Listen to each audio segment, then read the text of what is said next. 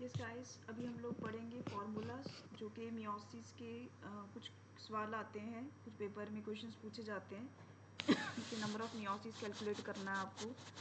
तो उसके लिए क्या कॉमन क्वेश्चंस होते हैं, जैसे कि आपको क्वेश्चन में दिया होता है कि आपके पास n number of pollen grains है। Questions it is given like n number of pollen grains हैं, तो नंबर ऑफ़ मियोटिक डिवीजन्स बताइए कितनी होंगी इस n नंबर को प्रोड्यूस करने के लिए। लेट्स से आपको कोई क्वेश्चन आ रहा है, there are 100 pollen grains and find out how many meiotic divisions are required to find out 100 pollen grains। मतलब मैंने n की वैल्यू को अगर 100 pollen grains के बराबर मान लिया और फिर इसको सॉल्व किया तो मियोसिस निकालना है, कितनी मियोसिस डिवीज़न लगेंगी 100 pollen grains बनाने के लिए। तो दैट इज़ n/4। n किया है यहाँ पे 100, n/4 किया तो आंसर क्या आया 25। अब मुझे वेदर आपको प्रूव करना है या आपको चेक करना है कि क्या ये फार्मूला जो यहाँ पे अप्लाई किया गया है वो सही है। तो आपको पता है 1 मियोसिस इक्वल होता है 4 डॉटर सेल्स की। आफ्टर 1 मियोसिस 4 डॉटर सेल बनते हैं। तो 25 मियोसिस होने के बाद अगर हम 25 इंटू 4 करेंगे तब भी क्या आ रहा है 100 सेल्स बन रहे हैं। तो दैट मीन्स कि ये फार्मूला बिल्कुल ठीक है। और कई बार पॉलन ग्रेन्स की जगह यहाँ पे माइक्रोस्पोर वर्ड भी हो सकता है, तो तब भी फॉर्मूला सेम ही रहेगा, राइट।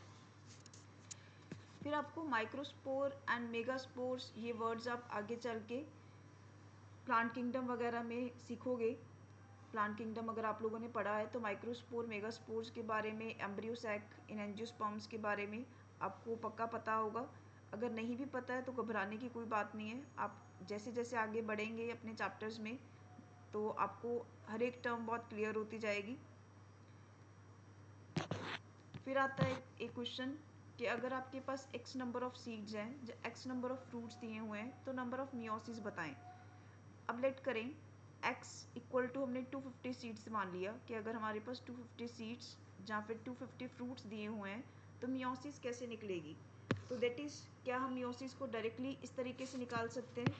जी नहीं। अक्सर बच्चे ये गलती करते हैं कि सीधा 250/4 कर देते हैं और फिर आंसर निकाल देते हैं 62.5, और ये जनरली ऑप्शंस में होता बहुत रेयर है, तो उसकी जगह 63 लग होता है। तो जो बच्चे ने बहुत कॉन्सेप्ट को क्लैरिटी से नहीं समझा होता है वो हमेशा ये गलती करके आता है। ऐसे टाइप के क्वेश्चन में आपको क्या करना रहेगा, 250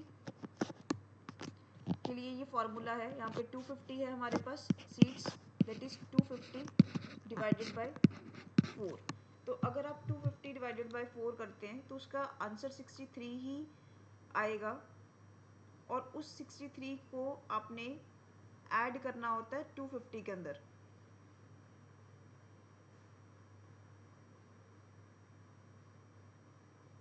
राइट। तो दैट विल बी अराउंड 313, क्योंकि 62.55 हम इसलिए पॉइंट्स में हम इसलिए आंसर नहीं लेते हैं क्योंकि पॉइंट्स में कभी भी डिविजन्स नहीं होती है। मतलब ऐसा नहीं होगा कभी भी 4 डॉटर सेल में सिर्फ आधे सेल्स बने, वो पूरा ही कंप्लीट हम मानते हैं। तो 0.5 को हम राउंड अबाउट कर देते हैं, तो राउंड अबाउट करके हम 63 कैलकुलेट करेंगे। तो 250 डिवाइडेड बाय 4 किया 63, और इसको हम ऐड कर देंगे इन द 250, तो इस फॉर्मूला से ही सॉल्व हो जाएगा, राइट। सिमिलर फिर हम माइटोसिस के लिए भी फॉर्मूला सीखेंगे। ये तो मियोसिस के लिए सवाल निकालने के लिए था। माइटोसिस में आपको पूछा जाता है नंबर ऑफ माइटोटिक डिविजन्स निकालें। अगर आपके पास n नंबर ऑफ सेल्स दिया है तो n नंबर ऑफ सेल्स के लिए डिवीजन निकालने का फॉर्मूला क्या होता है, n-1।